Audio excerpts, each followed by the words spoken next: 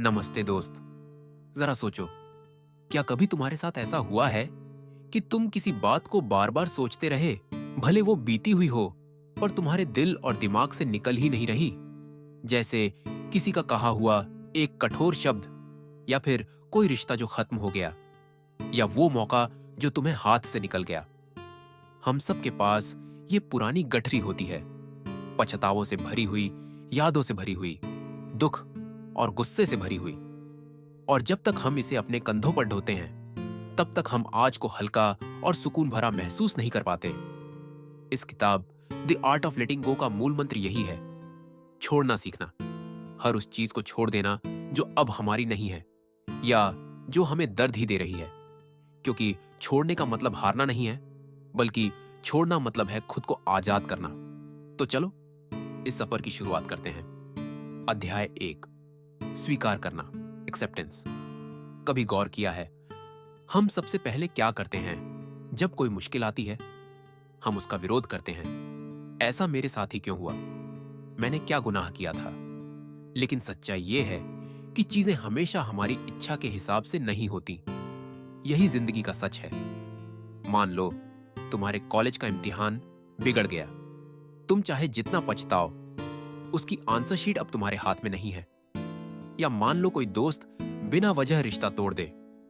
तुम जितना चाहो सवाल पूछ लो, पर तुम्हें कभी संतोषजनक जवाब नहीं मिल सकता। ऐसे में एक्सेप्टेंस यानी स्वीकार करना ही पहला कदम है। सोचो, जब हम ये मान लें कि हाँ, जो हुआ वो सच है, तभी तो हम उस दर्द से आगे बढ़ पाएंगे। रिफ्लेक्ट करके देखो, क्या तुम्हारे पास भी कोई ऐसी घटना है जिसे तुम आज तक स्वीकार नहीं कर पाए हो? अध्याय 2, नियंत्रण छोड़ना, रिलीजिंग कंट्रोल। क्या तुम्हें लगता है कि हम दूसरों की हरकतें, रिश्तों का आउटकम या दुनिया को कंट्रोल कर सकते हैं? असल में सबसे बड़ी थकान यही है, हर चीज को अपने हिसाब से चलाने की कोशिश करना। उदाहरण लो, मान लो तुम्हारा पार्टनर तुम्हारी सोची हुई तरीके से बिहेव न करे। तुम सोचते हो अगर वो ऐसा करे तो सब ठीक हो जाएगा। लेकिन क्या हर चीज हमारे कंट्रोल में है? बिल्कुल नहीं। जिंदगी हमें बार बार सिखाती है कि कंट्रोल छोड़ो, फ्लो के साथ जियो। एक नदी की तरह सोचो, अगर उसकी धारा रोकने की कोशिश करोगे तो पानी जमा होकर सड़ जाएगा। लेकिन अगर उसे बहने दो तो वो आगे बढ़कर समंदर तक पहुंचता है। रिफ्लेक्ट करो, किस चीज को कंट्रोल करने की कोशिश तुम अब तक कर रहे हो जो तुम्हारे हाथ में नहीं है? अध्याय 3, क्षमा, फॉरगिवनेस। दोस्त, क्या तुम्हें याद है कोई ऐसा इंसान जिसने तुम्हारा दिल दुखाया हो, और आज भी जब उसका नाम सुनते हो तो दिल भारी हो जाता है? दरअसल फॉरगिवनेस यानी क्षमा दूसरों को नहीं, खुद को दी जाने वाली सबसे बड़ी गिफ्ट है। क्योंकि जब तक हम गिले शिकवे पकड़े रहते हैं, वो हमारे दिल को काटते रहते हैं। मान लो किसी दोस्त ने तुम्हें धोखा दिया। अगर तुम सालों तक उस बात को पकड़े रहते हो, तो असल में तुम उसी पल में अटके रहते हो, आगे बढ़ ही नहीं पाते। फॉरगिवनेस का मतलब ये नहीं है कि तुम उसकी गलती भूल जाओ, बल्कि ये है कि तुम उसे अपने अंदर कैद करके नहीं रखते। सोच कर देखो, क्या कोई ऐसा इंसान है जिसे माफ करने से तुम खुद हल्का महसूस कर सकते हो? अध्याय 4, अहंकार और लगाव, ईगो एंड अटैचमेंट। हमारा ईगो और अटैचमेंट्स हमें सबसे ज्यादा जकड़ कर रखते हैं। ईगो कहता है मैं सही हूं, अटैचमेंट कहता है ये चीज, ये इंसान, ये रिश्ता सिर्फ मेरा है। लेकिन जब ये दोनों मिल जाते हैं तो दर्द और भी गहरा हो जाता है। उदाहरण लो, एक बिजनेस में असफलता। ईगो कहता है मैं असफल कैसे हो सकता हूं? अटैचमेंट कहता है वो कंपनी मेरी जिंदगी थी। नतीजा, बेचैनी और तनाव। सच तो यह है कि कुछ भी हमेशा हमारा नहीं रहता। संबंध बदलते हैं, चीजें बदलती हैं, हालात बदलते हैं। रिफ्लेक्ट करो, क्या तुम्हारे जीवन में कोई ऐसा लगाव है जिसे छोड़कर तुम और ज्यादा आजाद महसूस कर सकते हो?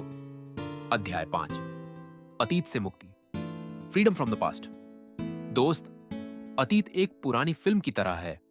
हम बार बार रिवाइंड करके देखते रहते हैं और सोचते रहते हैं काश ये सीन अलग होता। लेकिन क्या उस फिल्म की कहानी बदल सकती है? नहीं। तो फिर हम बार बार खुद को क्यों जलाते रहते हैं?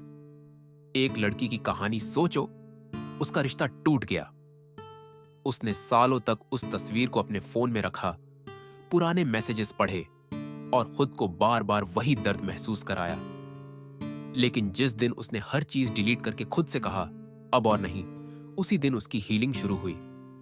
तुम भी सोचो, क्या तुम्हारे जीवन में कोई ऐसा अतीत है जिसे छोड़कर तुम आज हल्का हो सकते हो? अध्याय 6, वर्तमान में जीना, लिविंग इन द प्रेजेंट। क्या तुमने गौर किया है कि हमारा मन या तो अतीत में रहता है या भविष्य में? अतीत की यादें, भविष्य की चिंताएं, लेकिन जो असली जिंदगी है वो अभी में है। सोचो, जब तुम दोस्तों के साथ चाय पी रहे हो लेकिन दिमाग में कल की मीटिंग चल रही है, क्या तुम सच में उस पल का आनंद ले रहे हो? नहीं। वर्तमान का मतलब है हर पल को वैसे ही जीना जैसे वो है, जैसे बच्चे जीते हैं। बच्चे को फर्क नहीं पड़ता कल क्या हुआ या कल क्या होगा, वो बस मोमेंट में खुश रहते हैं। रिफ्लेक्ट करो, क्या तुम भी बेवजह भविष्य की चिंता करके अपने आज को खो देते हो? अध्याय 7, नई शुरुआत, न्यू बिगिनिंग्स। छोड़ना हमेशा अंत नहीं होता, बल्कि ये एक नई शुरुआत का दरवाजा खोलता है। मान लो तुम्हारी पुरानी नौकरी चली गई, तुमने रोना धोना किया, गुस्सा किया, पर जैसे ही तुमने इसे छोड़कर नए अवसरों के बारे में सोचना शुरू किया, जिंदगी ने तुम्हारे सामने बेहतर रास्ते खोले। नई शुरुआत हमेशा साफ कागज की तरह होती है। तुम्हें मौका मिलता है कि तुम अपनी जिंदगी को नए रंगों से भरो। सोचो, क्या कोई नया कदम है जिसे उठाने से तुम्हारा जीवन बेहतर हो सकता है?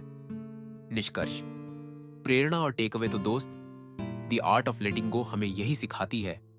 छोड़ना हारना नहीं होता, छोड़ना अपने आप को आजाद करना होता है। एक्सेप्टेंस, कंट्रोल छोड़ना, फॉरगिवनेस, ईगो और अटैचमेंट से मुक्ति, पास्ट से आजादी, प्रेजेंट में जीना और नए बिगिनिंग्स का स्वागत, यही इस सफर के असली सबक हैं। बस याद रखना, जिंदगी में जितना हल्का सामान लेकर चलोगे उतनी लंबी और खूबसूरत यात्रा कर पाओगे। दोस्त, अब जरा सोचो, क्या आज ही तुम अपने जीवन से कोई ऐसा बोझ छोड़ सकते हो जो तुम्हें अब तक दबा रहा था?